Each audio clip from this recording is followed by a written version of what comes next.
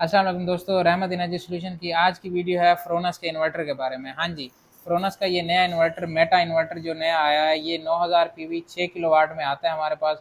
Features की भरमार के साथ आता है और इसकी बिल्ड क्वालिटी भी बहुत बेहतर है। ये वो इन्वर्टर है जो दोबारा से मार्केट के अंदर इस कंपनी को रिवाइव कर सकता है। अच्छा दोस्तों, आज हम इसकी अनबॉक्सिंग भी करेंगे और इसके जो स्क्रीन का डिस्प्ले और इसकी सेटिंग के बारे में हम आपको मुकम्मल मालूमात आज देंगे। अच्छा, जैसे हम अगर इसका बॉक्स को जैसे ओपन करते हैं, ओपन करने पर इसके साथ हमें एक यूज़र मैनुअल मिलता है और एक वारंटी कार्ड मिलता है।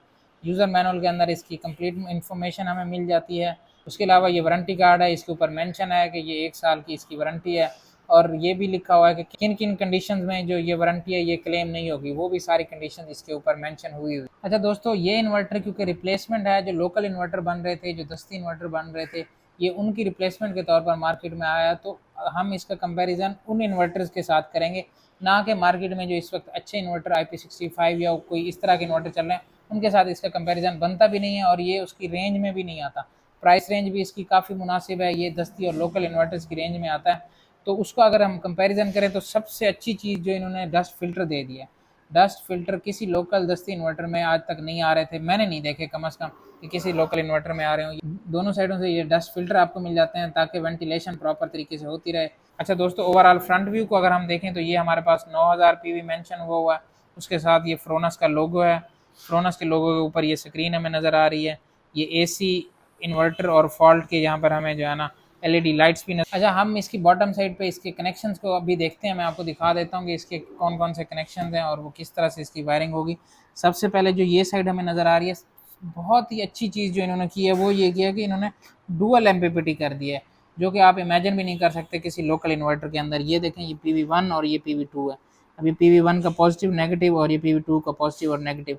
और इसकी MPPT रेंज भी इन्होंने बहुत अच्छी रखी हुई है। एम्पेयर रेंज 18 है, क्योंकि ये डुअल MPPT है तो इसमें एम्पेयर रेंज का ज़्यादा होना इतना मैटर नहीं करता। इसके अलावा अगर हम वोल्टेज की बात करें तो आप इसके ऊपर 450 वोल्ट के सोलर पैनल एक MPPT के ऊपर लगा सकते हैं, जो कि मेरे ख्याल में बहुत ही अच्छी वोल्टेज रेंज है। IP65 के सारे इन्वर्टर्स के अंदर ये हमें मिल जाती है।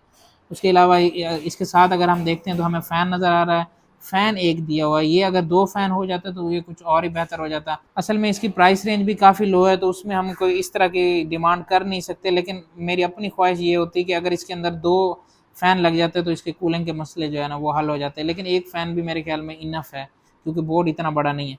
उसके अलावा AC इन और AC आउट का हमें यहाँ पर आउटपुट मिल जाती है। यहाँ पर आप अपने वापडा या ग्रिड इन दे सकते हैं। इसके अलावा जो आप घर को जो देनी है सप्लाई, वो आप यहाँ से ले सकते हैं।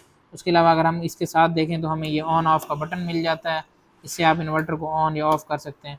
अच्छी चीज़ ये है कि CT की पोर्ट भी दी हुई है। CT साथ में नहीं आती, लेकिन ये है कि एक्सटर्नल CT के लिए इन्होंने पोर्ट दे दी है। जितने भी इलेक्ट्रिकल इक्विपमेंट है उनकी अर्थिंग बहुत ज़रूरी होती है, तो अर्थिंग के लिए भी इन्होंने अपनी जगह दे दी है। ये अर्थिंग का साइन भी बना हुआ है। मोस्ट इंपॉर्टेंट थिंग ये है कि इसके अंदर वाईफाई की जैक भी हमें मिल जाता है, वाईफाई की पोर्ट भी मिल जाती है।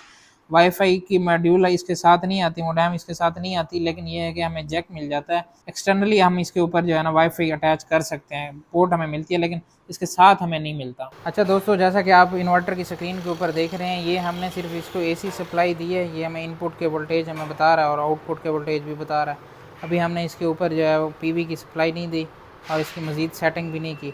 अच्छा, इसकी सेटिंग में अगर हम आएँ तो सबसे इम्पोर्टेंट जो सेटिंग है वो हम ये देख रहे हैं US।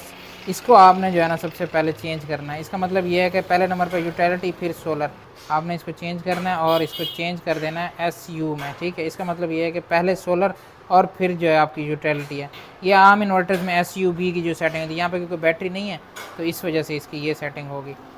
अच्छा, उसके अलावा ये बाकी और भी काफ़ी सारी सेटिंग्स हैं, जिसके अंदर इनके ग्रिड फीड का ऑप्शन भी है। उसके अलावा आउटपुट के एम्पेयर, उसके अलावा आउटपुट की फ्रिक्वेंसी और आउटपुट के वोल्टेज भी हैं।